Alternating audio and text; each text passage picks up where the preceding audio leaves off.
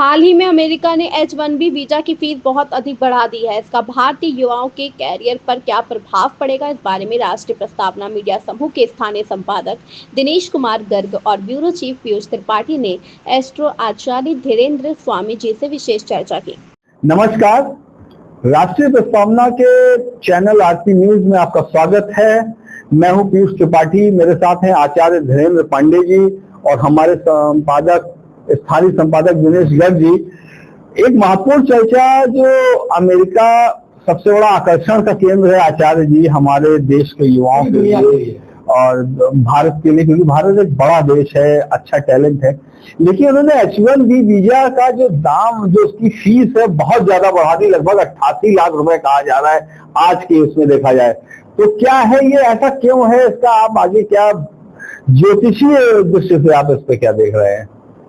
देखिए, जो 29 मार्च 2025 को जो 6 ग्रहों का कॉम्बिनेशन हुआ था जी, और उस समय हमने भविष्यवाणी की थी कि अब 29 मार्च 2025 को जो ये 6 ग्रहों का कॉम्बिनेशन है मीन राशि पे और ये ग्रहण पड़ा है, इसके कारण से अमेरिका अब समस्याओं में आएगा। और उसके बाद से ट्रम्प जी ने एक साथ आधा एक दर्जन कंट्रीज के खिलाफ जो है युद्ध का मोर्चा खोल दिया है जी। और उनसे एक साथ, चूंकि वो कई फ्रंट पे लड़ाई कर रहे हैं, पहले वो चाइना पे 100-200% तक टैक्स लगाए, टैरिफ लगाए, रूस को भी बड़ा धमकाए, यूक्रेन को भी धमका रहे हैं, यूरोप को भी धमकाते हैं, भारत को भी धमकाते हैं, ईरान पे भी उनको लड़ाई की, नॉर्थ कोरिया से तो बीच बीच में होता ही रहता है।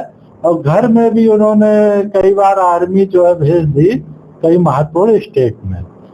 तो वो सब ग्रह हैं, वो करा रहे हैं और ट्रम्प जी एक निमित्त मात्र है।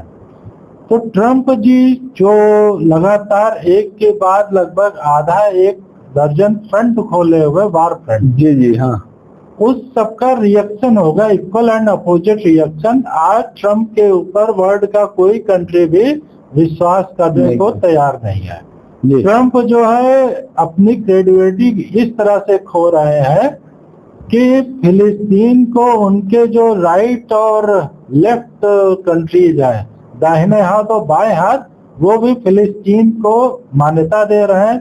कनाडा, फ्रांस और इस तरह के कंट्रीज, ब्रिटेन, और जिसके कारण से मिडिल ईस्ट में वो ट्रैप होने जा रहे हैं। तो जो H-1B वीजा का मामला है, वो हमने 29 मार्च 25 को भविष्यवाणी की थी कि अमेरिका गलत निर्णय लेगा और उसके कारण से अमेरिकन इकोनॉमी नीचे आएगी। और आने वाले जो 2028 तक का समय है, इसमें अमेरिका की कुछ स्टेट अमेरिका से अलग होने का भी करेंगी, इन्हीं सारे डिस्प्यूट के कारण से, गलत डिसीजन के कारण से। अब इसका शॉर्ट टर्म में हमको प्रॉब्लम्स आएगी, क्योंकि भारत मंगल की महादशा से गुजर रहा और हम लोग लगातार पीछे के महीनों से कह रहे थे कि प्रॉब्लम्स आएंगे। लेकिन 1.5 साल की प्रॉब्लम, फरवरी 2027 की प्रॉब्लम, जो मंगल में मंगल की अंतर्दशा और मंगल में राहु की अंतर्दशा है, फरवरी 2027 तक भारत ये सारा टर्माइल फेस करेगा। लेकिन H-1B के कारण से भारत को फायदा होगा, क्योंकि जो है डिलाइट, PVC और तमाम जो कंपनियां हैं वो आउटसोर्स करेंगी, ऑफसोर्स करेंगे इंडिया में। यहाँ पे जो GCC है, ग्लोबल कैपेसिटी सेंटर, वहाँ पे प्रोजेक्ट आएंगे, अमेरिका से कंपनियां मल्टीनेशनल शिफ्ट करेंगी। तो वो कंपनियां ग्रो करती रहेंगी, जो बड़ी बड़ी कंपनियां हैं, अमेरिका की जगह वो अन्य कंट्रीज की कंपनियां अब कहलाएंगी, वहां कंपनी डालेंगी और अमेरिका नीचे आएगा।